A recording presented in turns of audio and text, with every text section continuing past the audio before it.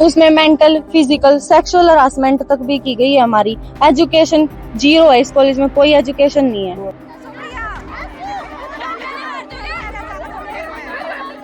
हमने हर एक डिपार्टमेंट में, एजुकेशन डिपार्टमेंट हो, हेल्थ डिपार्टमेंट हो, सीएम के पास तक जाके आ चुके हैं। हम कुछ भी नहीं किया इन लोगों ने। पूरा कॉलेज भाग रहा है और हमारा तो कॉलेज और हमारे पेरेंट्स पीछे रह गए, डर लग रहा है। तो बीच में धरने पे सर ये मतलब कि डर हमें अंदर लग रहा है, बाहर नहीं।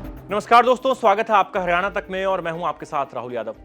ये जो अभी आपने तस्वीरें देखी जिसमें कुछ छात्राएं जो हैं वो सड़क पर दौड़ रही हैं। एक पुलिस की गाड़ी जब उनके पास आकर रुकती है तो छात्राओं में हड़कंप मचता है, वो चीखती हैं, चिल्लाती हैं और फिर से भागने लगती हैं। ये पूरा नजारा हांसी जिले में पड़ने वाले एक नर्सिंग कॉलेज का है जिसका नाम है खुशी नर्सिंग कॉलेज, जो कि कागसर एक गाँव है, वहां पर यह नर्सिंग कॉलेज है। कई दिनों से इस नर्सिंग कॉलेज की छात्राएं धरना दे रही थी और धरना जो है वो किन बातों के लिए है, वो जब आप वजह सुनेंगे तो शायद आपके कान खड़े हो जाएंगे। इन छात्राओं का आरोप है कि कॉलेज प्रशासन जो है, कॉलेज का जो मैनेजमेंट है और कॉलेज का जो चेयरपर्सन है वो इनके साथ बदतमीजी करता है।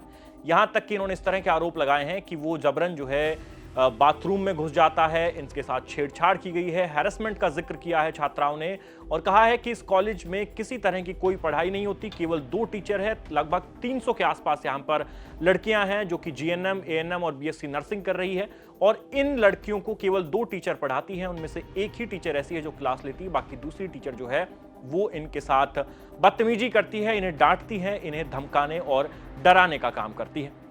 ये मामला काफी दिन से चल रहा था और इस पूरे मामले को लेकर जो छात्राएं हैं उन्होंने अलग अलग समय पर अलग अलग जगह अपनी शिकायत भेजी, जिसमें मुख्यमंत्री नायब सैनी के नाम इन्होंने अपनी शिकायत भेजी। मुख्यमंत्री से ये मिली भी, इन्होंने स्वास्थ्य मंत्री आरती राव को अपनी शिकायत भेजी, शिक्षा मंत्री महिपाल ढांडा को अपनी शिकायत भेजी, इसके अलावा जो महिला आयोग की चेयरपर्सन है उनको अपनी शिकायत भेजी, मैनेजमेंट जो इस कॉलेज का है उसको शिकायत दी, एसडीएम स्थानीय जो हैं उसको शिकायत दी, यहां तक कि राष्ट्रपति से भी इन्होंने न्याय की गुहार लगाई। और छात्राओं का कहना था कि यहां व्यवस्था बिल्कुल जीरो है इस कॉलेज में और यहां खाने में कीड़े मिलते हैं, हमने उसकी भी शिकायत की है और हमारी क्लिनिकल ड्यूटी नहीं लगाई जाती, हमें कुछ सिखाया नहीं जा रहा है, उल्टा जब हम शिकायत करते हैं तो हमें धमकाया जाता है। छात्राएं जो हैं वो धरना दे रही थी और कल रात को उन्होंने कॉलेज के गेट के बाहर धरना शुरू किया। वहां पर पुलिस आई, इनसे बातचीत की गई। छात्राएं इस बात पर अड़ी कि जो कॉलेज का चेयरपर्सन है उसे गिरफ्तार किया जाए, उसके खिलाफ एफआईआर हो और साथ ही इन तमाम छात्राओं को माइग्रेट किया जाए, यानी इन्हें माइग्रेशन दिया जाए, क्योंकि इस कॉलेज में इन्हें कुछ नहीं सिखाया जा रहा, इन्हें दूसरे मेडिकल कॉलेजेस में या फिर पीजीआई में कहीं माइग्रेशन दिया जाए। तो ये तमाम इनकी डिमांड्स थी, लेकिन इन्होंने कहा कि हमें रिटर्न में कुछ दीजिए। जब अथॉरिटीज के लोग इनसे बात करने गए तो उसके बाद कोई सहमति नहीं बनी, लेकिन एक टीम दोबारा से जाती है, कुछ बात बनती है और इनको जो है परसुएड किया जाता है कि आप अपना धरना खत्म कर दीजिए, जो कि रात में ठिठुरती ठंड में इन्होंने कॉलेज के गेट के बाहर शुरू किया था। लेकिन फिर यह खबर आई कि छात्राएं जो हैं वो आज सुबह एक बार फिर से धरने पर पहुंचती है और जब वो धरने पर पहुंचती हैं तो पुलिस उन्हें वहां से खदेड़ती है, यानी पुलिस पीछे पीछे और छात्राएं आगे आगे। कुछ इस तरह का नजारा हो गया और छात्राएं बेहद डर गई, सहम गई। उन्होंने कहा कि पुलिस जो है वो लाठीचार्ज कर रही है, इस तरह के आरोप भी लगाए और कहा कि मैन हैंडलिंग की है हमारे साथ जो मेल पुलिस वाले हैं उन्होंने, और जो फीमेल पुलिस वहां पर तैनात की गई है उसने भी इनके साथ दुर्व्यवहार किया है, मैन हैंडलिंग की है, इस तरह के आरोप लगाए हैं। और ये पूरा जो विवाद है वो इस खुशी नर्सिंग कॉलेज से जुड़ा है, जिसको लेकर कई दिन से ये छात्राएं शिकायत दे रही थी और अलग अलग विभागों को इन्होंने लेटर लिखा है जो आपको अपनी स्क्रीन पर दिख रहे हैं। मुख्यमंत्री से लेकर स्वास्थ्य मंत्री से लेकर शिक्षा मंत्री तक हर जगह इन्होंने अपने जो लेटर हैं शिकायत के वो पहुंचाए हैं। लेकिन इस पूरे केस में दिलचस्प बात यह है कि मुख्यमंत्री से भी ये छात्राएं मिली थी लेकिन कोई समाधान नहीं निकला। इनका आरोप है कि आज तक जो कॉलेज का मैनेजमेंट है और जो कॉलेज का चेयरपर्सन है उसके खिलाफ कोई एक्शन नहीं लिया गया, कोई एफआईआर दर्ज नहीं की गई। मजबूरन उन्हें इस कड़ाके की ठंड में रात को ये धरना देना पड़ रहा है और आज ये स्थिति है कि पुलिस उन्हें दौड़ा रही है और वो पुलिस पर आरोप लगा रहे हैं कि पुलिस उनके साथ दुर्व्यवहार भी कर रही है। हालांकि इस पूरे विवाद को लेकर सरकार ने भी एक जांच कमेटी बनाई थी। मुख्यमंत्री नायब सैनी से जब इन छात्राओं ने चंडीगढ़ में जाकर मुलाकात की थी तो एक जांच कमेटी बनाई गई और दूसरी तरफ इस पूरे मामले की जांच जो है वो हरियाणा महिला आयोग की चेयरपर्सन रेणु भाटिया उन्होंने भी की थी और इन दोनों जांच कमेटियों की जो रिपोर्ट है वो अपने आप में कॉन्ट्राडिक्टरी है, यानी उनमें अंतर विरोध है। जो सरकार ने जांच कमेटी बनाई थी उस जांच कमेटी में देखिए, ये जो जांच कमेटी इसमें नारनौंद के डीएसपी सिद्धार्थ, हांसी की गायनेकोलॉजिस्ट हैं डॉक्टर मेघा और हिसार महिला थाने के इंचार्ज, इन 3 लोगों को शामिल किया गया था और 7 दिन में जांच पूरी करके रिपोर्ट देने के लिए कहा गया। कमेटी ने 17 दिसंबर को अपनी जांच जो है वो डीसी हिसार को सौंपी थी और कहा था कि जो छात्राओं ने आरोप लगाए हैं कि इनके साथ किसी तरह का कोई यौन उत्पीड़न का मामला है, तो कहा कि इस तरह के हमें कोई सबूत नहीं मिले, यानी कि सेक्सुअल हैरेसमेंट जैसा कुछ भी नहीं है, ये आरोप बेबुनियाद है। और इन्होंने कहा कि जो छात्राएं धरना दे रही है ये एक ही ग्रुप की हैं, ज्यादातर जो छात्र हैं वो धरना नहीं दे रहे हैं, कुछ छात्र हैं जो धरना दे रहे हैं। यानी जो सरकार ने कमेटी बनाई उसने अपनी रिपोर्ट में इन बातों को खारिज कर दिया और कहा कि किसी तरह का कोई यौन उत्पीड़न का सबूत हमें नहीं मिला है। और जो धरना देने वाली छात्र हैं एक तरीके से उनको भी डिस्क्रेडिट किया, कहा कि ये एक ही ग्रुप की है और यही ग्रुप धरना दे रहा है, जबकि और बहुत सारे स्टूडेंट्स हैं यहाँ पर जो कि अपनी पढ़ाई कर रही है, जो हॉस्टल में रहती हैं। लेकिन दूसरी तरफ इसी मामले की जांच के लिए हरियाणा राज्य महिला आयोग की चेयरपर्सन रेणु भाटिया जब पहुंची, उन्होंने जांच की, तो उन्होंने जो रिपोर्ट सौंपी है उसमें उन्होंने जो धरना दे रही छात्राएं हैं, इनकी जो कंसर्न है, इनकी जो शिकायत है, उनको सही पाया है।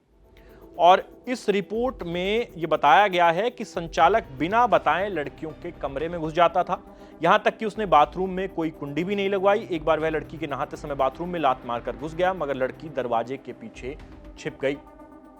और चेयरपर्सन की रिपोर्ट में यह भी लिखा है कि उन्होंने खुद मौके पर जाकर स्थिति चेक की थी, जिसमें लड़कियों के लगाए गए आरोप सही पाए गए हैं और कानूनी कार्रवाई के लिए रिपोर्ट भेजी जा चुकी है। चेयरपर्सन यानी कि ये रिकमेंड कर चुकी थी महिला आयोग की कि जो कॉलेज का मैनेजमेंट है और खासकर जो कॉलेज का चेयरपर्सन है उसके खिलाफ सख्त एक्शन होना चाहिए। ये जो छात्राएं आरोप लगा रही हैं, ये आरोप जो हरियाणा महिला आयोग की चेयरपर्सन उन्होंने अपनी जांच में सही पाए हैं, लेकिन सरकार की दूसरी कमेटी इन आरोपों को नकार रही है। उन्होंने कहा कि इस तरह की कोई बात नहीं है, लिहाजा सरकार के अंदर ही इस पूरे मामले को लेकर अंतर्विरोध देखने को मिल रहा है। और अब ये मामला तूल पकड़ता जा रहा है, क्योंकि आज सुबह ये छात्राएं जब धरने के लिए इकट्ठा हुई तो हिसार पुलिस के साथ इनकी झड़प हुई है, पुलिस ने इन्हें खदेड़ा है, इन्हें धरना देने से रोका है।